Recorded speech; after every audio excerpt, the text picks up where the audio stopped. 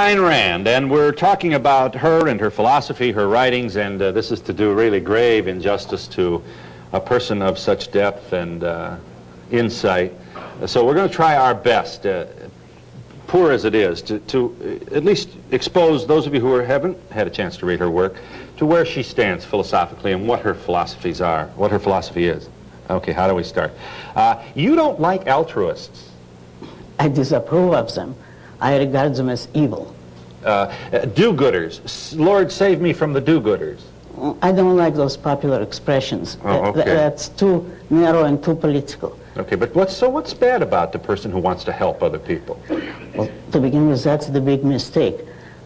People can want to help other people properly and with very good reasons, but that isn't altruism.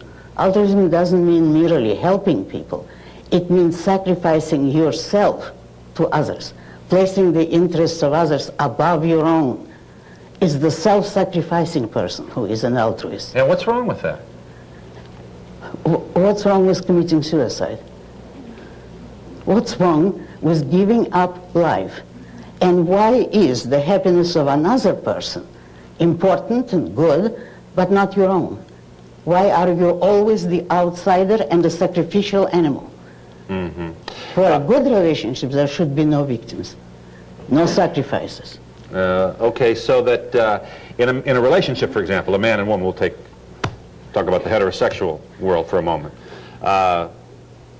To sacrifice for your loved one is, in many cases, then a misnomer. What you're really doing That's is right. Tell me what you mean.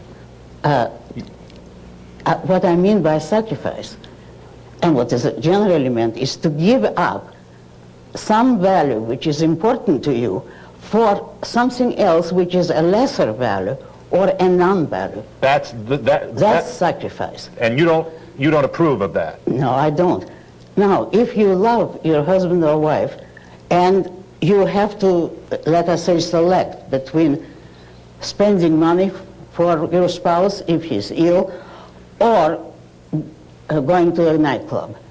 It's not a sacrifice to spend money for your spouse if he or she is your value. That is what you want to do. I see. But if you let, for instance, your husband die in order to save the neighbor's husband or your wife, that would be altruism. If you reject or pass up something which is, or someone who is valuable to you, mm-hmm. and in favor of somebody who is a neutral stranger or even worse, an enemy. If you sacrifice a friend for an enemy, that's altruism. And the issue there is simply watch the hierarchy of values. If something that is important to you requires a great deal of effort from you, that's not sacrifice. But if you give up your career because you want your competitor or rival to be more successful, that would be a hideous and very evil sacrifice. Mm-hmm. I'm trying to figure out how this applies to everyday, if you don't, if your wife wants you to go to the A&P and you don't want to go, but you sacrifice because it's for the good of the family, is that okay with you? Perfectly okay. But what if you're filled with resentment as you go, wondering how come you're always the... Oh, well, if that's true that it's unfair, and if it's not your understanding with your husband, but he imposes this on you, then it's perfectly all right to resent it, and properly you should raise the issue and decide what you want to do. Yeah. Well, I don't understand why this is important. What are the consequences of the traditional notion that we've got here in the Western world that sacrifice is what love is all about? Do you want the quickest example that comes to my mind? The newest proposals of having special millions spent on subnormal children and on the handicapped, including those so-called kneeling buses. It's the attempt to bring everybody to the level of the handicapped. And if it's merely an issue of a physical handicap like a broken leg, or, which doesn't affect the mind, that would be a little more excusable. So I don't believe that such privileges should be granted to any group. But it includes the mentally retarded, which is the subnormal, the children who are unable to learn, so that at the end of spending thousands or millions of taxpayers' money, you're left with a half-idiot who may learn to read and write, may. On the other hand, there are no special schools, or very, very few, for gifted children. And to pass up the gifted, on whom all our lives depend, if it weren't for intelligent people, well, read Atlas Shrugged, what would happen to us without the better mind, who are able to survive and who carry the weight of everybody else? Yet we don't spend any money on them.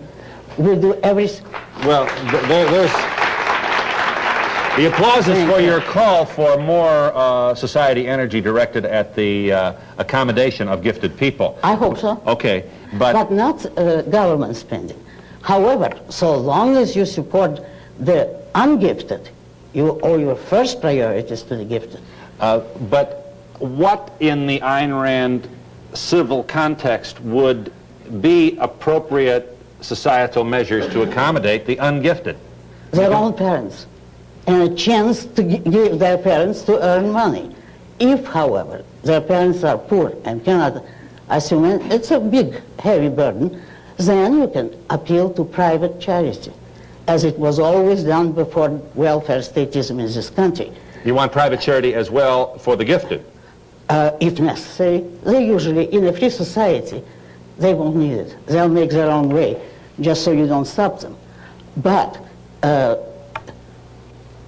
private charity cannot be done by means of tax collection, which means by force.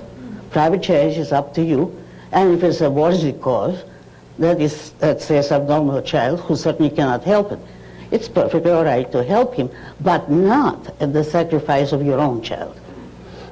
You probably like to get rid of HEW then? Oh, certainly. Oh, certainly. Much more than that. I'd like to get rid of. A lot of the government, huh? Everything except the basic duties of the government, which is police, law courts, armed forces. You want less government? All right. Thank you. Well, everybody says that. It's a little hard to put that into effect when we've got a country that has such a maldistribution of wealth. You'll give me that, huh? Too few rich, too many poor. I will give you part of that, because if there is a maldistribution, it's to those who have political pull. If some of your money is made with government help and government favoritism, then I grant you that is unfair and improper and unjust. But if you made it yourself, in free competition, enough people want to pay you for your services or your product, then you should keep all of it. Why shouldn't you? You made it. All right. Okay. Oh, yeah. You also think if the Middle Eastern countries want to hold us up for the oil at $5 a barrel, or a gallon, excuse me, $5, will that day ever be back? They ought to be able to do it. It's their oil. Is that your point? No. My point is we should not have permitted altruistically to all those nations to nationalize what we built for them. They took